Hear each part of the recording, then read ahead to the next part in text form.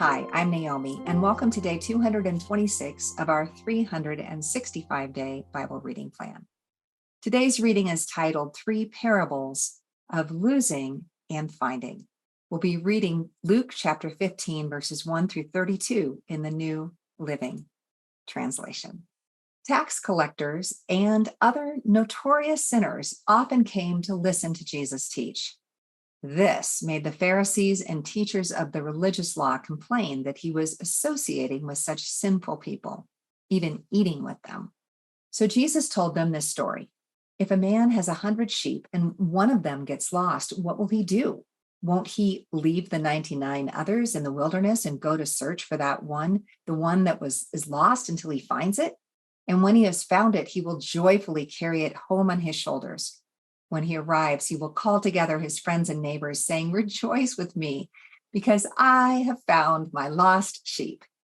In the same way, there is more joy in heaven over one lost sinner who repents and returns to God than over 99 others who are righteous and haven't strayed away. Or suppose a woman has 10 silver coins and loses one. Won't she light a lamp and sweep the entire house and search carefully until she finds it? And when she finds it, she will call in her friends and neighbors and say, "Rejoice with me, because I have found my lost coin." In the same way, there is joy in the presence of God's angels when even one sinner repents. To illustrate the point further, Jesus told them this story. A man had 2 sons. The younger son told his father, "I want my share of your estate now before you die." So his father agreed to divide his wealth between his sons. A few days later, this younger son packed all his belongings and moved to a distant land. And there he wasted all his money in wild living. About the time his money ran out, a great famine swept over the land and he began to starve. He persuaded a local farmer to hire him, and the man sent him into his fields to feed the pigs. The young man became so hungry that even the pods he was feeding the pigs looked good to him, but no one gave him anything. When he finally came to his senses, he said to himself, "At home, even the hired servants have food enough to spare, and here I am dying of hunger. I will go home to my father and say, 'Father, I have sinned against both heaven and you, and I am no longer worthy of being called your son. Please take me on as a hired servant.'"